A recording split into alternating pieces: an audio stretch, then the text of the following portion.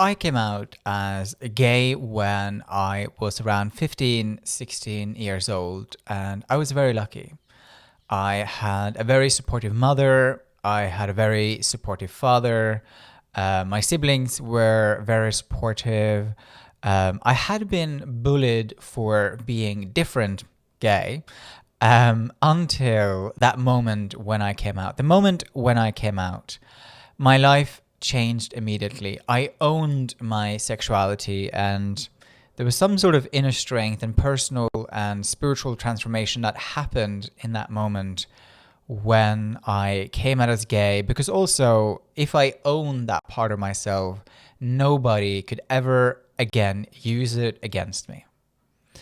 Not everybody at that time that I knew who also was gay was so lucky and fortunate. Some that I know were kicked out of home, even in Norway, which is quite a progressive and liberal society.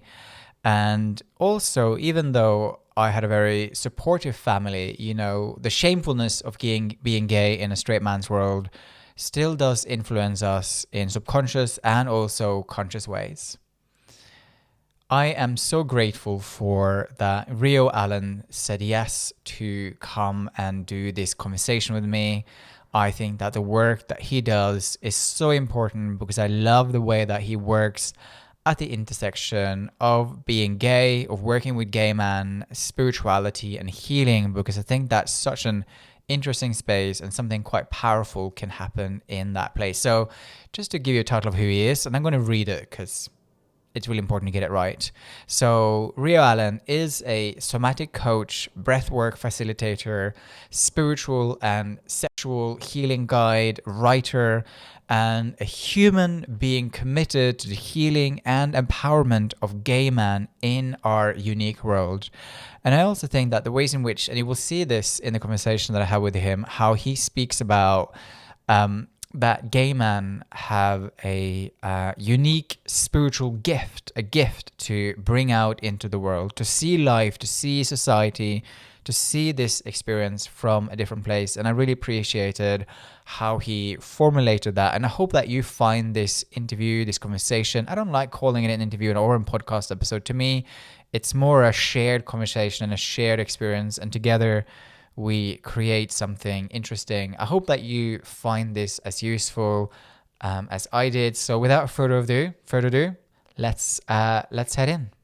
What does healing mean to you as a term, as a concept, as a journey? Like, because I think the hmm word healing means different things to different people, right? And I suppose I'm curious in your life and the kind of people that you work with, what does it mean? Yeah, to me, it means coming back into wholeness or recognizing that we're always whole. Um, to me, it means, and it varies depending on who I'm talking to and what their circumstances are. But in general, I'm working with gay men, and the healing that most of us need is to bring back together all of our disintegrated parts, all of the parts of ourselves that we fractured off throughout our lifetime to fit into a mold that some part of us felt was the way to be loved and seen and to survive in this world.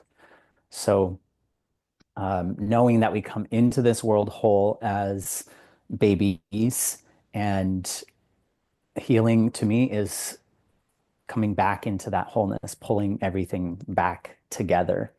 Um, and that often is a lifetime long process because there are relationships that we have, there are circumstances that we have as adults. Like last week, there's probably things that I will want to be healing in the future because of misperceptions about myself. And so it's just always a coming back to self and reclaiming and recalling all those parts. Hmm. And for somebody who watches this and feel that they perhaps need to go on a bit of a healing journey and you specifically work with gay men, which I think is really important work. Like, what could they identify in their life as a way of recognizing that parts of themselves have sort of become disparate and sort of like all over the place? Like what is a practical thing that they can go, oh wow, I that thing in my life seems a bit that behavior or that feeling or that thought, or how would you describe that to somebody? Pain, pain. Hmm. Um, we all pain is one of the greatest allies that we have in this lifetime. It feels like the opposite. It feels like something that we want to navigate around and not feel. And oh my God, if I'm experiencing pain, then that means there's something wrong with me. And pain is like a light on the dashboard of our operating system to say, hey, look over here, pay attention to this. Hmm. If we don't, right, and I want to qualify what pain can be, right? There's varying degrees of pain, and pain for one person is like not a challenge for another. So it's very individual to us. And so pain is the call for us to grow. And I guess I could also say that healing is growing because we're Hmm. evolving.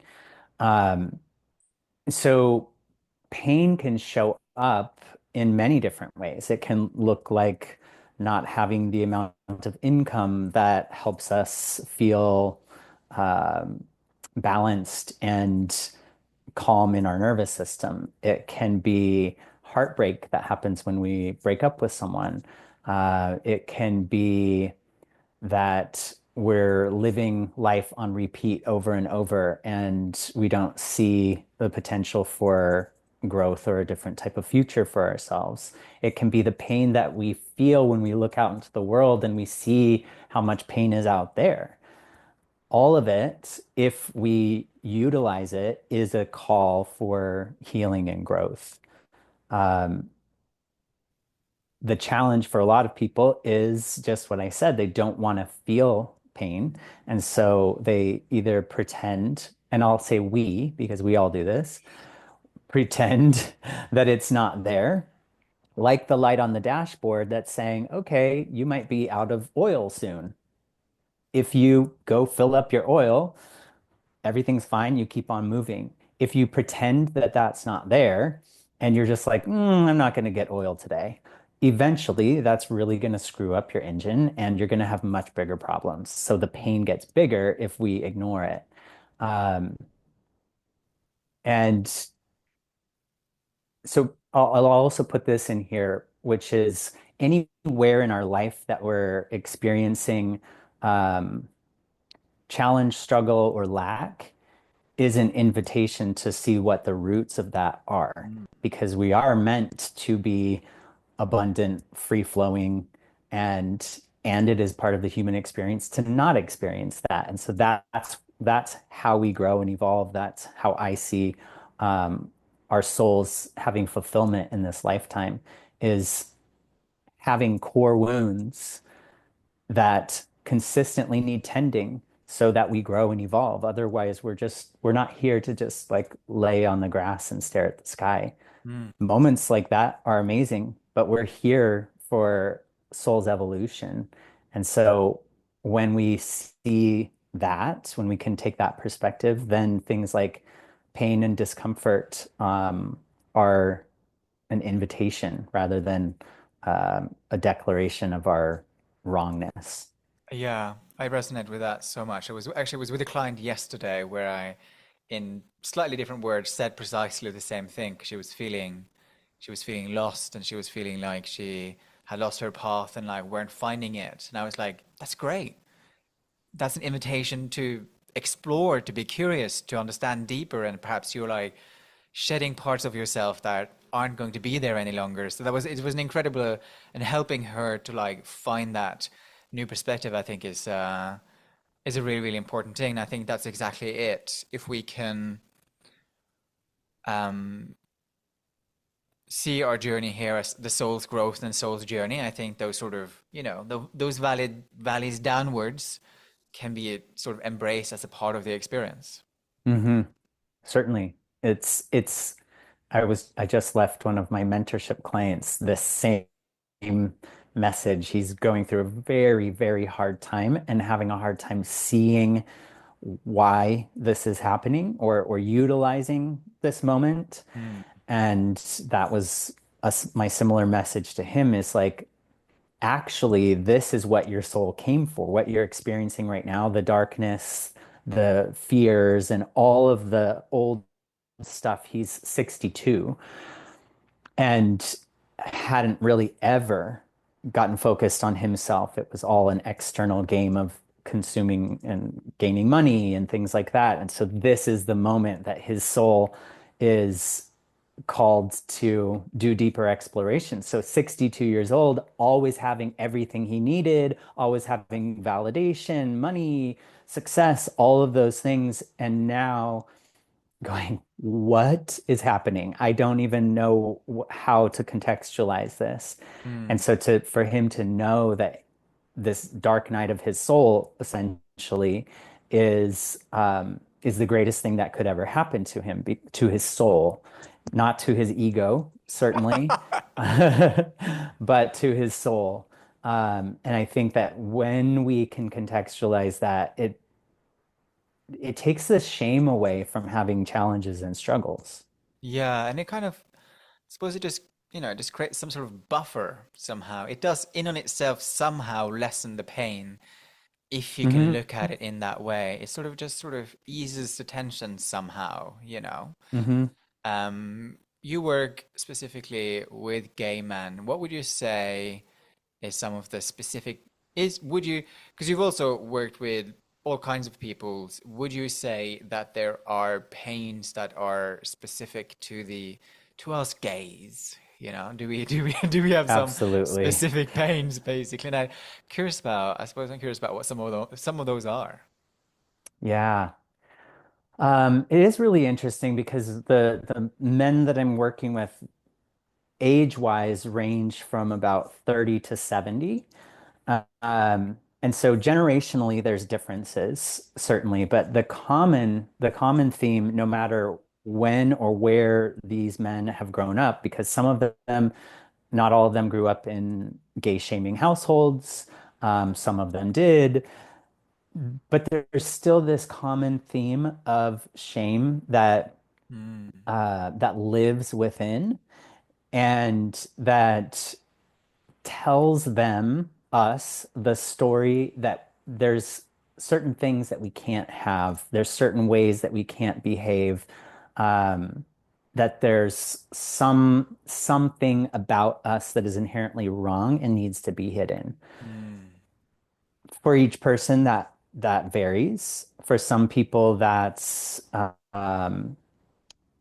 their self-expression, wanting to do something that they're not allowing themselves to do or don't believe that they are able to do.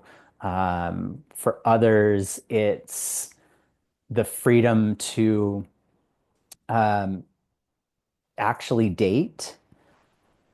This was never something that I had challenged with or felt like there was a hurdle to, but I found it interesting that there's multiple men that I'm working with that feel it's not on a conscious level, but feel on some deeper level that dating men is wrong. Um, and the only way that they found that is through not dating men, through being scared. And so I guess I'm saying this to say that there's all different forms of expression of um, this same core challenge and struggle, which is that there's something that I'm not allowed to have or I can't do or be because it's just not meant for people like me. wow. Yeah, it's something I've never had an issue with either. So I'm trying to like contextualize or empathize or feel that feeling. And it's quite challenging in a way because again, like it's never something I've even considered because I came from a relatively open and loving home in that way. How interesting. And how do you work with them in overcoming that? It's a multi-pronged approach, you could say. And it depends on the person and how they respond to different approaches. So, as I'm thinking about someone that I'm newly working with, we've only had 3 sessions together. Um, each session, I'm kind of coming at a different angle because the um, depth and extent of trauma that he has experienced and that still lives in his body, even after years of doing trauma work before coming to me, um, guiding him into his body, which is something that I often do, and that's the source of all wisdom. That's the source of everything that we need to know about ourselves is within. So that's the ultimate goal is to allow someone to feel safe enough and to guide them in through sensations, through memories, um, to learn what they need. And so they are always the authority of what they need and what's right for them. I don't have a protocol that every guy gets the same type of experience. Um, so for him, um, it's very possible for people who have experienced deep trauma and don't feel a sense of trust or home in their body to have a contractive reaction to the idea of dropping into their body and feeling emotions and exploring what's been repressed inside. Um, so for him, it's a very different approach, and it's kind of like the surface layer, and we go very slowly so that he can start to feel more and more comfortable. Mm. Whereas with another person who's like another guy I'm working with is very connected to his body, loves yoga, is very like body centric. The work with him we can go deep pretty quickly because we are already kind of speaking the same language and he can talk about sensations and he feels safe within his body. And so with him, we're going to his inner child, we're going to past experiences where self-expression for him and being seen is a really big part of his intention. Mhm. He's an artist and he wants to put his art out into the world, and his art is incredible. Um, and so practicing going back and finding the roots of where his inner boy felt like he needed to shut down and hide and couldn't trust himself. Um, so essentially, it's always coming back to what are the core of these patterns? How do they live in your body? How do they live as energy? How can we move that energy?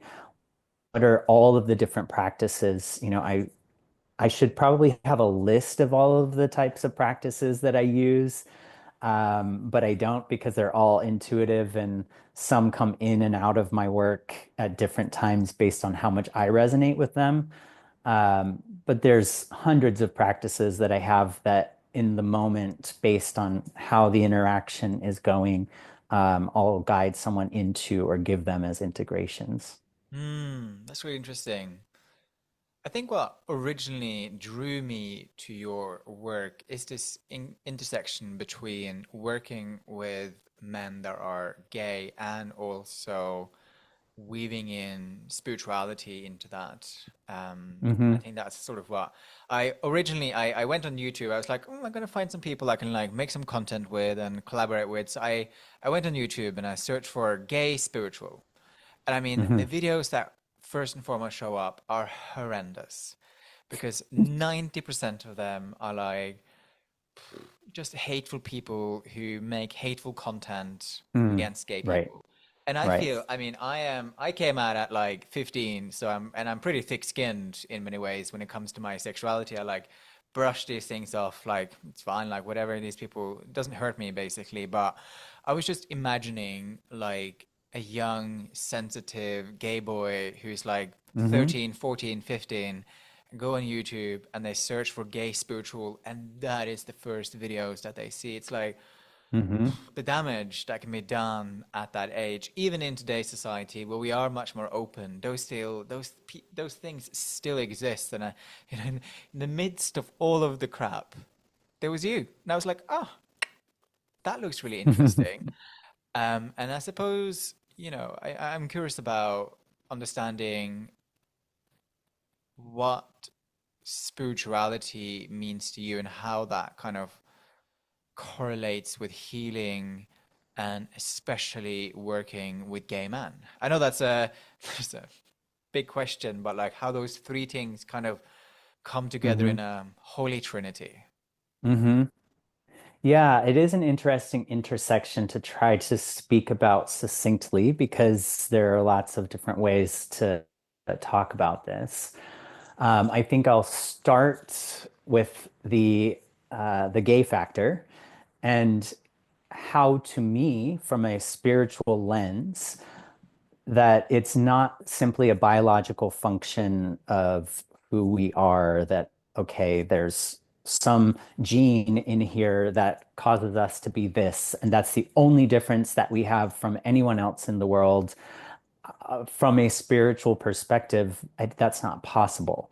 Right? That our souls, all of us, whether no matter what our sexuality is, as I see it, as I have studied it, our souls choose exactly our circumstances, exactly the time we're going to be born, who we're born to, our race, our gender, any identifying features, along with the challenges that we're going to face, because in this lifetime, we are here to learn specific and move through one of the teachings that I find a lot of resonance with is Kabbalah, Sure. and the way that Kabbalah teaches is that we have soul's baggage. It's kind of like karma that we're coming into this lifetime to work through, and we're probably working through it from lifetime to lifetime. And it's really it's our particular way of um, becoming closer to our source, becoming closer to our consciousness as a human being, that we separate so that we can come closer, that we can learn about ourselves, and so that consciousness itself can expand through all of these variety of different experiences that we have when we're in human form. All of that to say that being gay is is a defining piece of who we are, who our soul is inhabiting in this lifetime, or the character that we are in this lifetime. Excuse me while my dog gets more comfortable. It's all about him. All about the dog. Always. Um, and so in my own journey, Um, I've been out since I was 16. That was in 1991. So quite a long time. And I was always seeking for under a spiritual understanding that included me and my gayness, because it felt so important in my lifetime as a defining feature, especially when I was born, and the religion that I was born into, which was Mormonism, um, and the time that I was born. So all of those factors made me being gay like a bright light to to learn more about myself and to individuate. It was the thing that helped me push away from that religion. It's a thing that helped me break familial patterns and to say, I'm going to figure out who I am, because I know I am not that. Mm. And I know that what I'm being taught about myself is not accurate. So it was the thing that started me on my spiritual path, if I could think about it and say it in that way. And because of that, I was seeking for a spiritual understanding of, okay, why am I this way? I love this about myself. I don't feel shame in an obvious sense. It did, as I've discovered, live much deeper in my body and affect other areas of my life. But consciously, I didn't feel shame about being gay. I wanted to understand, what is this about? And I didn't find that many people talking about this. There are books that are written about gay mystics and gay poets and things um, that talk about, through a queer lens, spirituality and who we are here as humans. Um, but the way that I perceive takes it a little bit further to say that being gay is actually a spiritual gift, because we are here to be able to see things differently, to be on the outside of what is perceived as normal and mainstream, so that we can come back. It's like being outside of the community, to take a look at the community and see, wow, this doesn't seem to be working very well. How parents relate to children, how lovers relate to each other, how religion, how systems and structures are built, doesn't really seem to be working. Religion doesn't seem to be working for us. However we're perceiving whatever area of society and culture that we're focused on, that we can be on the outside, see it all, and then come back like we're doing right now, offering a another perspective to Mm. say, hey, have you looked at it from this angle? I've been on the outside. This is me speaking. I've been on the outside for a long time, looking at things, feeling like an alien, and recognizing, like, none of this system seems to be working for anybody. Can we start to look at things a little bit differently? I'm not hearing anybody talk about gays from a spiritual lens. Can we start talking about that? We all have our own particular path and point of focus. So, okay. Can you hear my dog growling at the birds I couldn't outside? hear the word. No, no, it's all good. Zoom is Okay. surprisingly good at noise suppression. Say that again. Zoom is surprisingly good at like noise cancelling, actually. Okay, Yeah, good, good. all good. And a bit of Well, I'll growling is just fine. I think the dog is just agreeing, you know. he's agreeing, and he's releasing a little bit of tension. Um, so that's how I perceive the connection between spirituality and gayness. Mm, And then the way that the healing is like the thing that brings the two together, that mm, reminds us of who and what we actually are. Because, as I don't know if you experience this, or how people who are, a generation younger than me experience this, but as I experienced it, I moved from my parents' home and a restrictive religion into a gay neighborhood in a city, and instantly was like, it's on. And I didn't have time to understand what my childhood, how that had affected me. And so I was kind of inundated with, okay, I went from Mormon culture to gay culture. And in the 90s, gay culture was like, we're hooking up, we're partying. I mean, I guess it kind of is still now. Um, and so sex, drugs, partying, that was the Trinity. And it set a tone for me of not honoring myself, my worth, not, I had all of this desire to explore the spiritual realms, and I did, but I felt lonely doing that because I didn't really see any other gays doing that. I didn't see a model of how do we honor our gayness instead of use our bodies, use the sex part of our gayness, like the sexuality, the sexual expression. That's only one part of our gayness, right? It's not just that we want to have sex with another man. There's other aspects that create this kind of bigger, more well-rounded picture of what a gay man is. And self-expression is certainly a part of that. Um, Tending to our gifts and finding out what those things are is a part of that. Connecting to the spirit realms for many of us is a call. Um, so healing is coming back to through all of the layers, whether it's childhood or 20s, 30s, all of the ways that we mistakenly took on other identities or allowed culture around us to define who we are so Mm. that we can come back to who we truly are. And that to me is where the cycle continues, the gay spiritual healing cycle. Yeah, I remember being like, how old was I when I was in this specific friend group? I was like 18, 19, 20.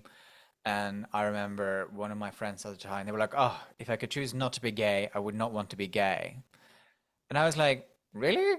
I think it's great. It means I don't have to do all of those other things that straight people, Hmm. the expectations, all the sort of things that they're expected to do. I was like, no thanks. I don't have to do all of those things. I can experiment. I can just be myself and sort of Right. see how that unfolds, basically.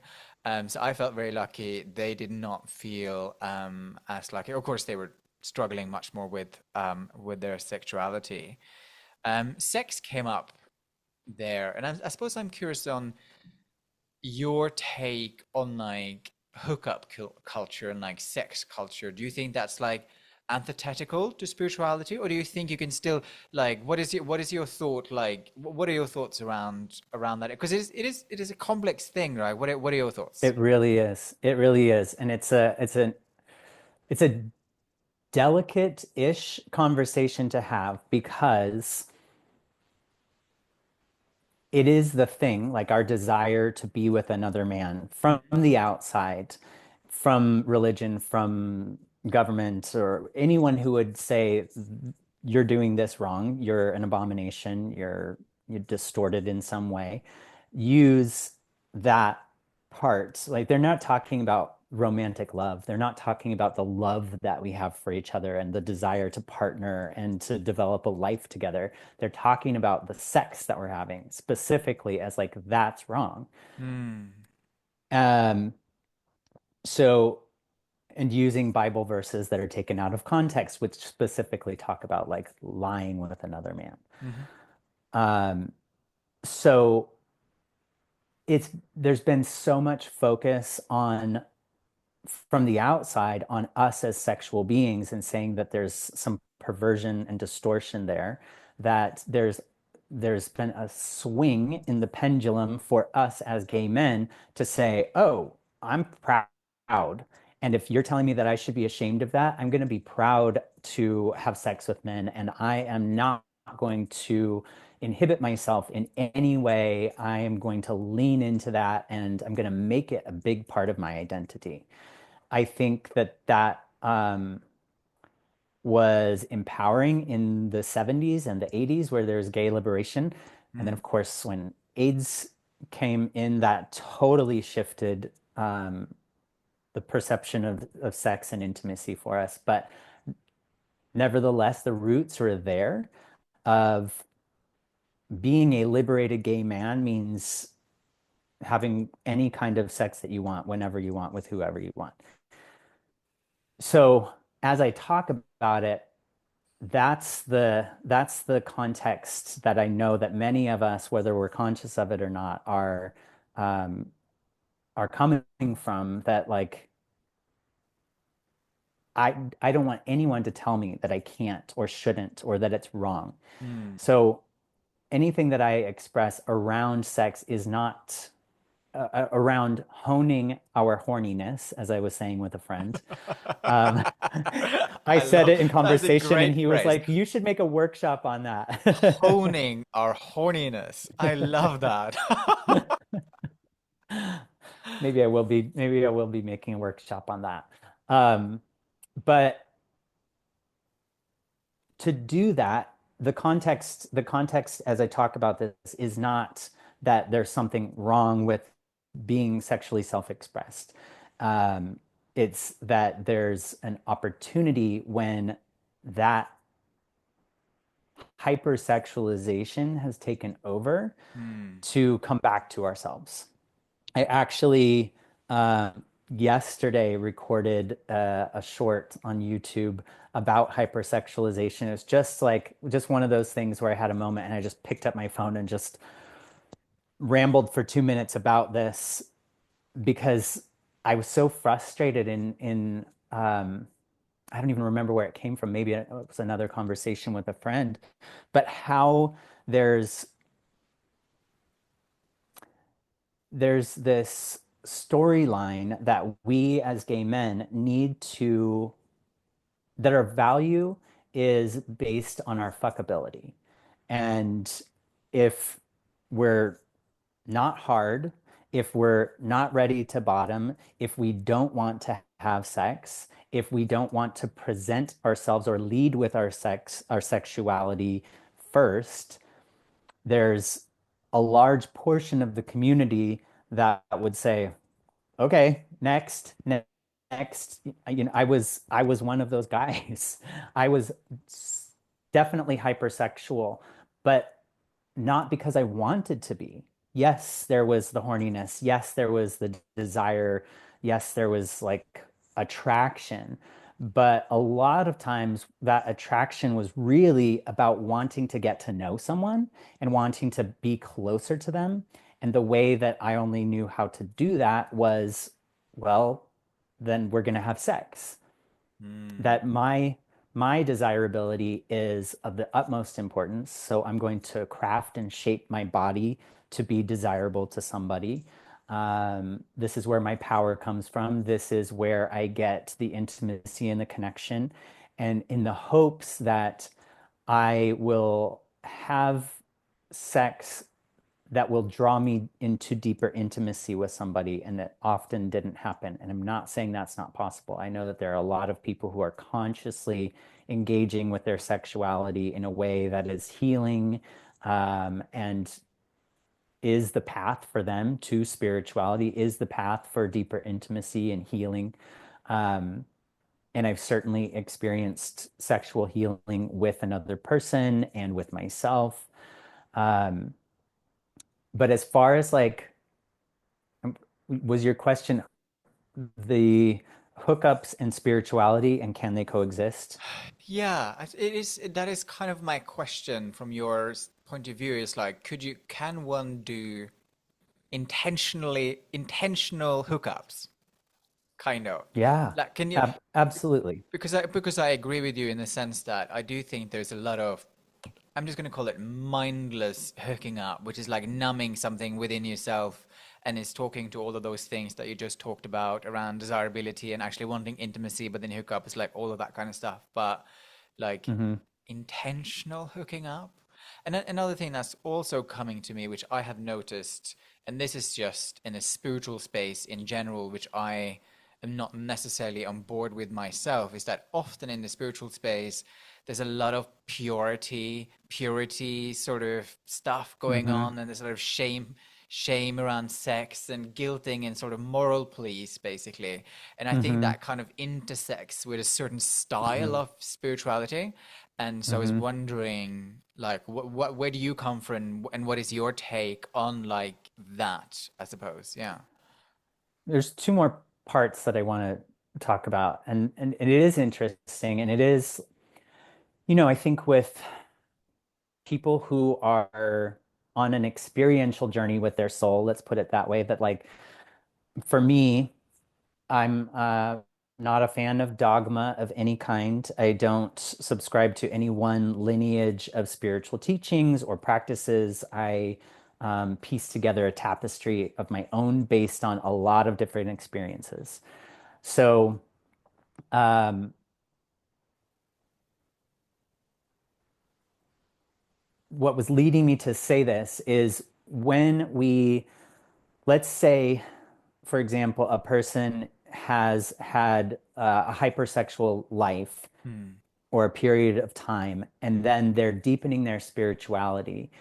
in order for them to deepen their spirituality, their pendulum might swing in the other direction Mhm. to not share their body and see what that feels like, to not share energy with another person. And that might be right for them for a period of time. Mhm. And then they find their way back into engagement in a way that's healthy for them. Um, it is my experience. First of all, I'll say that I believe that most of us gay men are, that we have innately within us healing and spiritual gifts Mhm. that lie dormant until we activate them.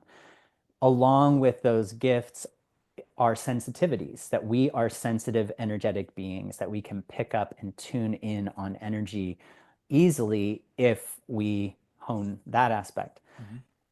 Even if we don't hone it, we're spiritual. I Mhm. mean, sorry, sensitive. Mhm. So we're not aware when, if it's, let's say, not a conscious hookup, we're not aware of the effects of exchanging that life force energy, which is the most powerful energy that we have connection to and the ability to create with, when we are sharing when we're sharing our bodies and we're sharing that level of creative energy, we are taking on, if we're not intentional, we are sensitive and we're taking on the baggage of another person, the trauma of another person. If we are not intentional, we may be having sex when we don't want to, or when our body is saying no. This was part of what I talked about in that video yesterday, was that I'm going to get a little explicit here, but as a bottom, if you if your body is saying, I don't want to receive this person, is contracting and is Yeah. not, so many people override that Ah. with whatever they use. They don't listen to their bodies. Mm. So the body is saying, hey, not now or not ever with this person, or the dick doesn't get hard. And that's a sign that the body wants to feel more connection, wants to feel like, who is this person? Do I feel safe with this person? Does my soul want to merge with this person? Because that's what we're doing. So if we're not conscious, we can be doing some damage to ourselves physically by self-violating, right? Taking, okay, I'm going to take a pill that makes my dick hard to override what my body is actually telling me that I want and need or Mm. don't want to need. Um, so there's that aspect of the need to be intentional so that we're aware of how we're sharing energy with and who we're sharing energy with, so that we're not taking on someone else's baggage, um, energetically. There's also the aspect of, in Kabbalah, they talk a lot about, either we are sourcing energy from the creator, from source of which we are a part, which is how we are meant to move through the world, or we are trying to source energy from other people. We're trying to take from other people. That is a very common thing that happens in hookups. That, okay, I don't feel good about myself. It would make me feel better if someone wanted me. Um, Mm. I don't feel like I'm in my body. So if I'm with this person, maybe then I can be more in my body. It's all subtle and not necessarily bad as far as our, morally, it's not bad. But on a spiritual level, are we connected to source, and are we gaining our sustenance and our energy from source, or are we unconsciously looking out into the world and trying to get something that makes us feel a little bit better? On a soul level, those are things that we have to heal from later, and those are things that we have to process and move out of our systems later. So yes, it's possible to have conscious hookups. Conscious is the word, Mm, and presence within our own bodies, presence with in even if we don't understand mentally why it's a no, that we need to be able to trust that and we need to be able to say that to each other. I think that that's there's such a strong the strong influence of horniness could make it that okay, we said we're going to have sex and now the time comes and I something about this moment doesn't feel right or this person doesn't feel right. Most of us override that because yeah, but I want to have an orgasm and I already said that I was going to do this and he's going to be pissed and blah blah blah blah blah. mm, Being able to have conscious conversations before, during, after is really important. So all of that to say that as far as where I am in my life, I of course I want to share my body and energy with somebody. And of course I have desires and there's there's something that's of more importance before that that needs to be there and an intimacy and a connection that that person has with who they are. Do they know who they are? Do they have a connection to something? It doesn't have to be the same belief system as me, but do they have a connection to something or are they just kind of like floating around the world giving parts of themselves and taking from others and not conscious about any of the interaction? That to me is a hard no.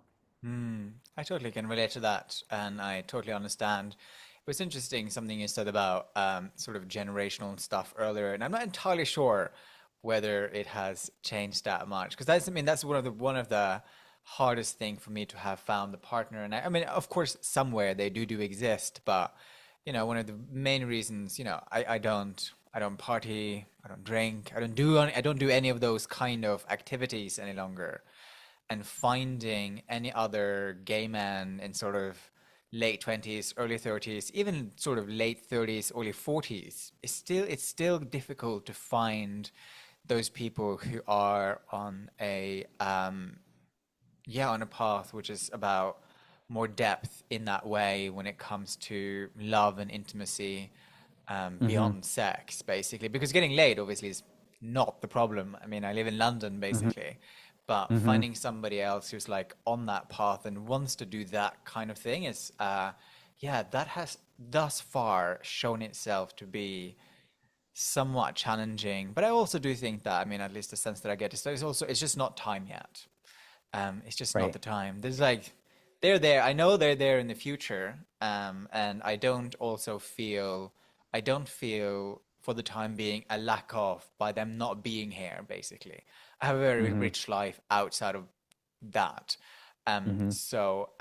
But yeah, that is an interesting thing that one would have maybe imagined that that would have changed, but in terms of the sex, the drugs, and the partying, but largely it still hasn't. It still hasn't, which is interesting. Yeah, I think that speaks to that direct path from childhood and or living environments and religion or Mm, whatever other um, conditions cause some core wounding directly from there into gay culture, for lack of a better term, mm, which is almost like this word sounds, it might sound judgmental from like a religious judgmental word to use, and I don't mean it this way, but it's the only word that's coming to my mind right now, which is indoctrination. mm, There is like it's kind of like you get taught the ropes. You don't know what like living as a gay man means in a mm. city, and there is kind of a standard Yeah. unless you're outside of that. I think that obviously there's millions of different ways to live as a gay man, but there is a culture that has passed from generation to generation that puts a lot of emphasis on um, kind of eternal youth and eternal um, sex hunting. Yeah, no, very much so. So in terms of your own healing journey, and obviously don't only share as much or as little as you would like I suppose, and I asked this question of somebody else the other day, um, what is one thing, area of yourself that recently became conscious that had been unconscious? Like, is there something recent that bubbled to the surface where you were like, huh, that's interesting? Always. Yeah, there's always new layers. It's often around the core topics. The be- as I was sharing earlier, like that the karma that we have or the soul's baggage or the lessons that our soul comes to learn are usually very specific around particular areas of life that will throughout our lifetime be things that we're either challenged by or learning through over and over. Let me think of which one I'd like to share. Um,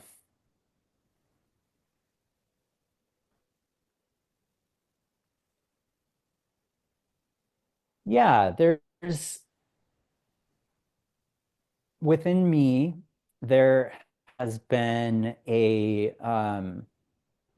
I'll call it a part or a program that is like a perfectionist taskmaster that make has made it throughout my lifetime very hard for me to relax. And that there's as I've explored this part, and even in meditation this morning, there was communion with this part. But about 2 months ago, it got really, really loud, and it was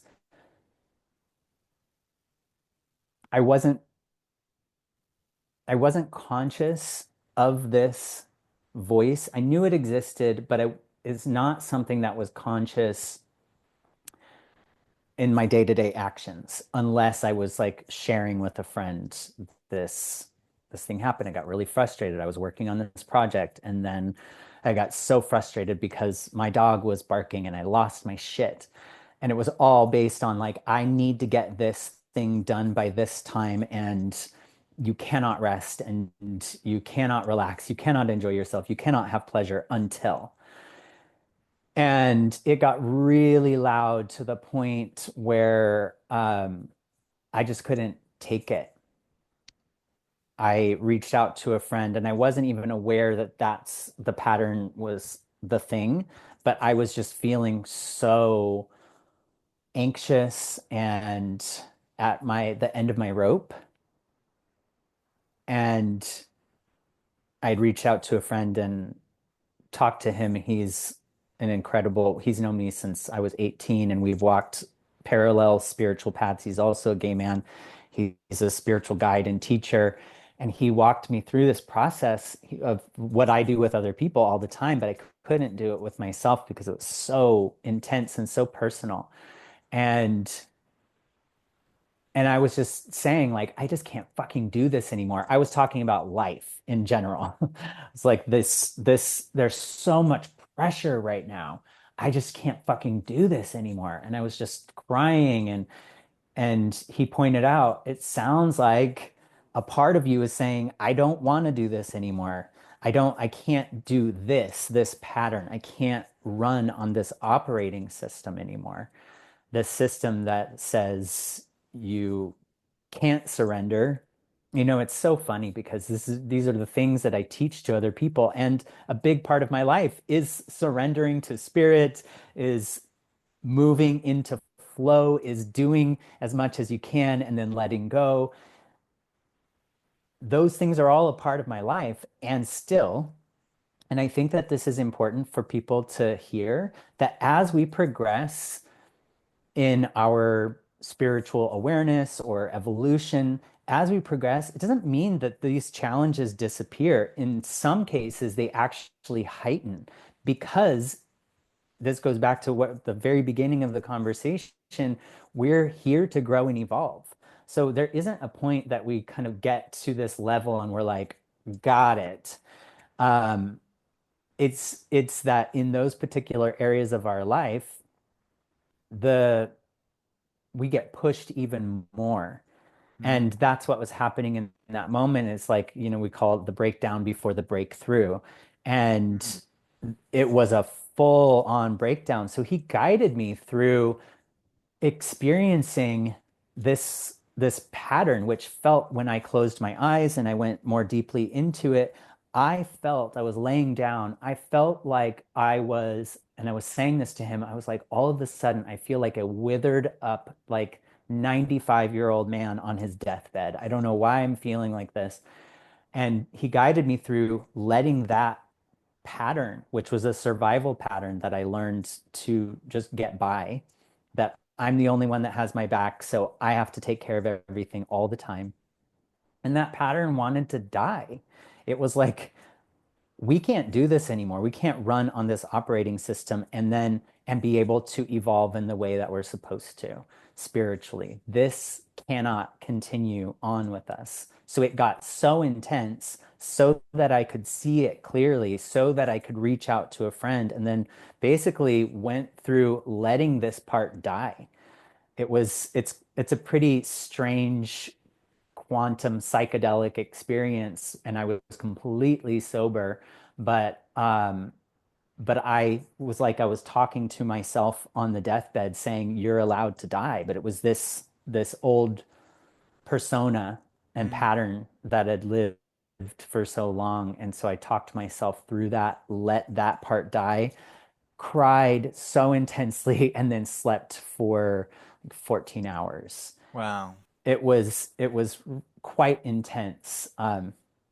So yeah, be aware on the spiritual path that if you're really dedicated to elevating your consciousness and being the most aware and awake to your life Mm, possible, that all of the things that are the antithesis of that have to arise so you can see them and let them go. And sometimes it is extremely painful and disruptive, but ultimately liberating, because on the other side, I have felt so much of an expansion of my connection to source because that's not in the way.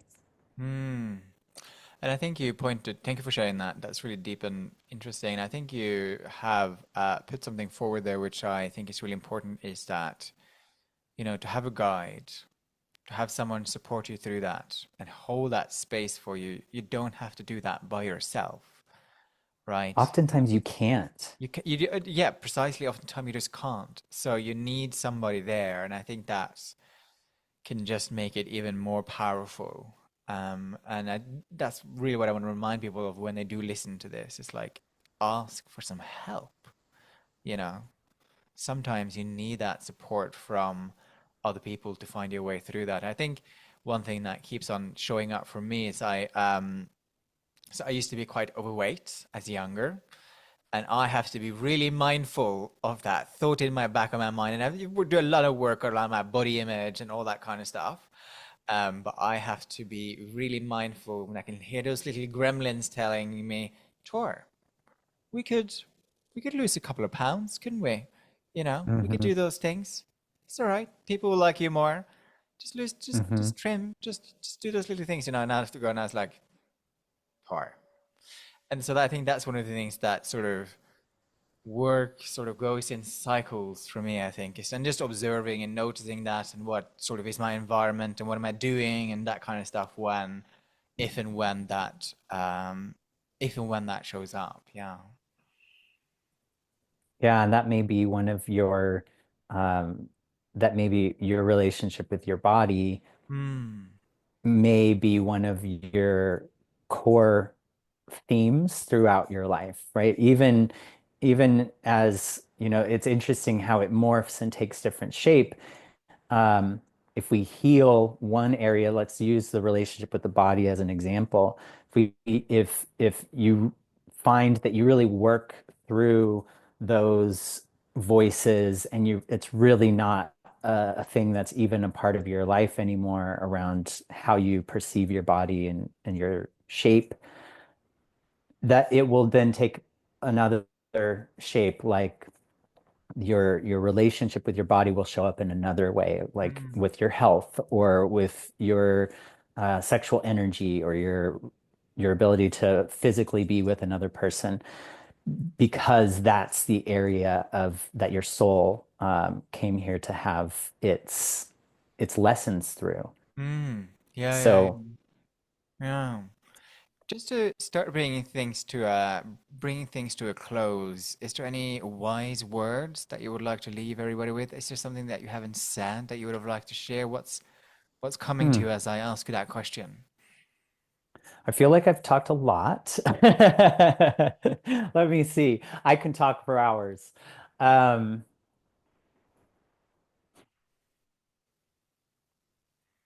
I think I want to talk specifically to gay men and to just kind of wrap this up with any any gay man who's listening to this that feels through maybe seeing both of us expressing ourselves on these topics, um, that feels a ping or a resonance that I want to express myself more and or I want to connect with more consciousness with another man. I want to explore my soul, my consciousness, and I want to heal. Um, that it is one of the most liberating processes and journeys. It sounds really intense when we talk about healing and when we talk about like me sharing that experience, that's quite intense. Um, so I know that it can potentially put people off because it feels like, why would I ever choose to Hmm. go down this journey that's going to confront me with all of the stuff that I've been hiding from for so long when I could probably just make it through a few more years without having to face that, or the rest of my life without having to face that. It's not just pain. It's not just, you know, spending every day um, in spiritual practices. There is a way to balance who we are the fun, light part of ourselves who has interest in whatever music, creativity, social time, like all of that can still be a part of your life. And the process of healing and diving more deeply into who you are as a spiritual being is actually something that makes life lighter. There are moments of darkness so that we can reveal more light. But it's so worth it. I guess Hmm. that's what I'm wanting to say is it's really worth it. And I think that we know that on some level, which is what draws us in the direction of healing. Um, and I just don't want anyone, but specifically my gay brothers, to live in pain when it's not necessary. And I want them to have the fulfillment of what it feels like to be living in alignment with your soul and with the gifts that you have. That is far more fulfilling than passing pleasures. Hmm. I couldn't agree more. Thank you so much for sharing that. Where online can everybody find you? I am on YouTube. If you just look up Rio Allen, I think that there's some dash something after, but if you just looked up my name there, you'd find my videos. Instagram is Rio Allen underscore. My website is rioallen.com. Um, those are mainly the places that I'm active on social media. Hmm. Thank you so much for coming. That was really rich, and I so rarely get to have conversations with other men who are on a spiritual journey and get their perspectives. That was really insightful and lots of food for thought. Thank you so much. My pleasure. My pleasure. I'd like to share a couple of the things that I have coming up Yeah, sure. Because Yeah, yeah. for these gay men that are like, okay, I want to dive a little bit deeper into who I am and I want support, how do I do that? Yeah.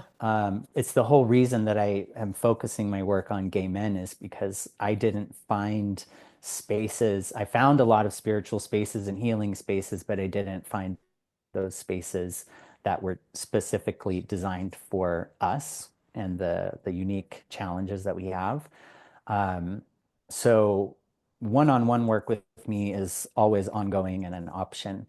But I also have a self-paced self-study program called Lifted Love that is all about getting to see yourself clearly and it's kind of like the base level of getting to know yourself and love yourself, and it's 21-day subconscious reprogramming to change all of those stories that we have about ourselves and to connect more deeply and to say, oh, this is actually who I am underneath all the baggage. um, so that's something that I suggest to people initially because they can take their time doing it and they don't have to show up for appointments.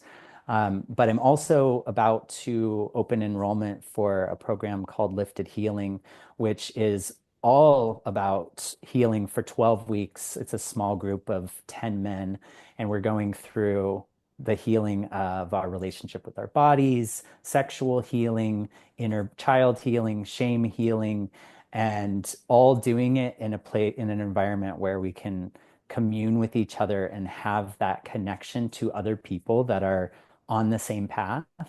And I've found that anytime I bring gay men together with this intention, it's the act of being with other gay men in the same process and knowing that we speak the same language, that we've had a lot of shared experiences, that in itself is like mind blowing to a lot of men who've never had that experience. Mm. So I want to invite people in into that are maybe hearing this because it's opening uh, March 31st, registration opens. So that's in a few days. And then we have a week where registration is open. So for anyone who's interested, take a look there. Yeah, absolutely. I mean, that sounds amazing.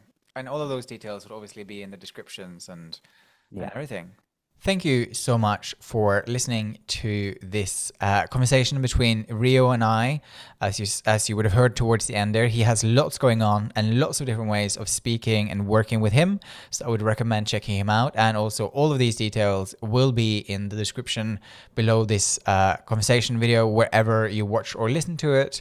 And if you found it useful and interesting, please do hit that like button, subscribe button, and I will see you in the next moment with me. Thank you so much for engaging and listening.